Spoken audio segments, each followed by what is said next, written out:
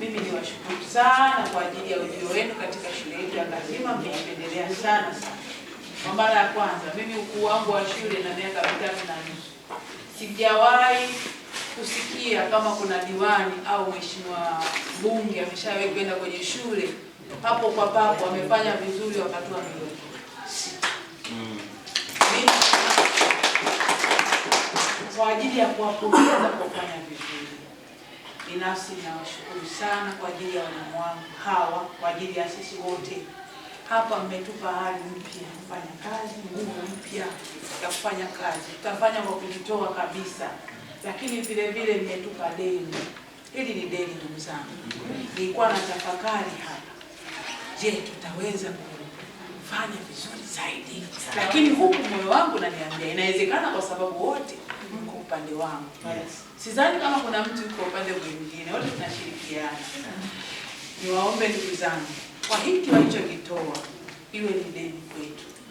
Tukafanye kazi kwa ushirikiano kabisa. Ni deni ambalo mimi nafikiria sijui lakini naamini Mungu aliyetusaidia kwa miaka 3 mfululizo, sasa miaka 2.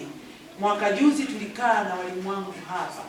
Niliwaomba walimu wangu, njooni tusaidiane, tufanye kazi. Mimi ni kijana, sijawahi kuwa mkuu wa shule kwa muda mrefu. Tufanye kazi. Wakasema tutafanya kazi, tutakuunga mkono. Wakafanya kazi kwa bidii. Kila mmoja anaenda kama mchwa. Mwaka jana tukajitathmini, tukakaa tena, tufanye nini ili tufanye vizuri zaidi. Ndio matokeo haya ambayo Kazima hii haikuwahi kupata 1 ya 3. Mwaka huu wakapata.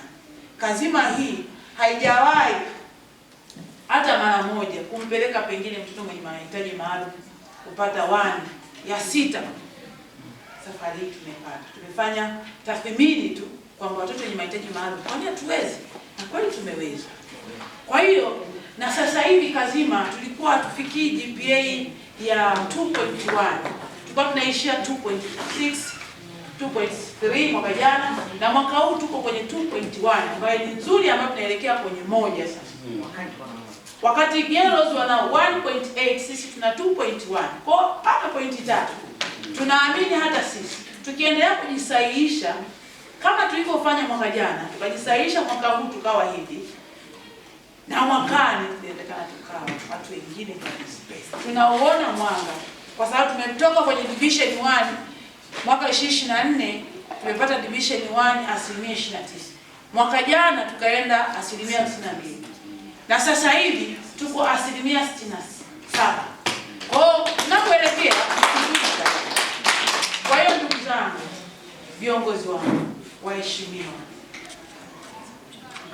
tunawashukuru, lakini tunawaahidi tena kama tulivyoahidi mwaka jana. Mwaka huu na watoto 85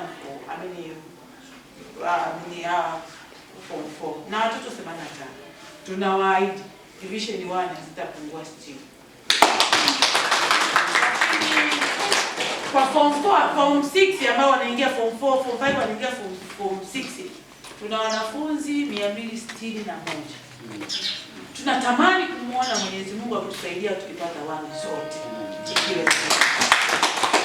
Tunawaahidi sasa, hii trend ambayo mmeiona sasa hivi, hata mwakani mkija muone tumepanda, sio tumeshuka, na mtuoneshe